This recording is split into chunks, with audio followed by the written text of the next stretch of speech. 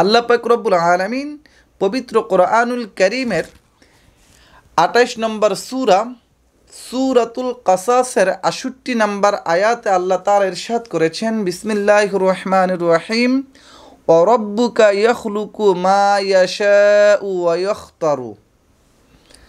অর্থাৎ আপনার পালনকর্তা যা ইচ্ছা সৃষ্টি করেন আর যাকে ইচ্ছা তিনি মর্যাদা দান করেন।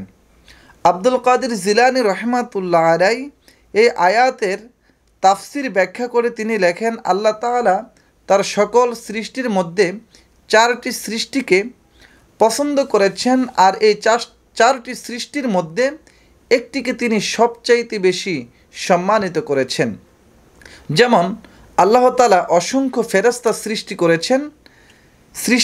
করেছেন, তাদের মধ্যে প্রধান হলো 4 জন, যেমন হজরতে জিবরাইল আলাইহিস সালাম, হজরতে মিকাইল আলাইহিস সালাম, হজরতে ইসরাফিল আলাইহিস সালাম এবং হজরতে আজরাইল আলাইহিস সালাম। এই 4 জন ফেরেশতার মধ্যে আল্লাহ সবচাইতে বেশি সম্মানিত করেছেন হজরতে জিবরাইল আলাইহিস সালামকে। লক্ষাধিক নবী রাসূলের মধ্যে 4 জন নবী রাসূলকে আল্লাহ বিশেষভাবে সম্মানিত করেছেন।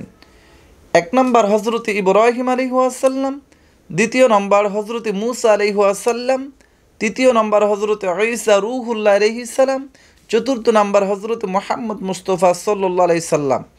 1,24,000 মতান্তরে 2,24,000 নবী রাসূলের মধ্যে এই 4 জন নবী রাসূলকে আল্লাহ বিশেষভাবে সম্মানিত করেছেন, এবং এই 4 জন নবীর মধ্যে আল্লাহ সবচেয়ে বেশি সম্মানিত করেছেন, মর্যাদা দিয়েছেন হজরতে মুহাম্মদ সাল্লাল্লাহু আলাইহি ওয়াসাল্লামকে। আমরা সকলেই জানি রাসূল সাল্লাল্লাহু আলাইহি ওয়াসাল্লামের অসংখ্য সাহাবী ছিলেন।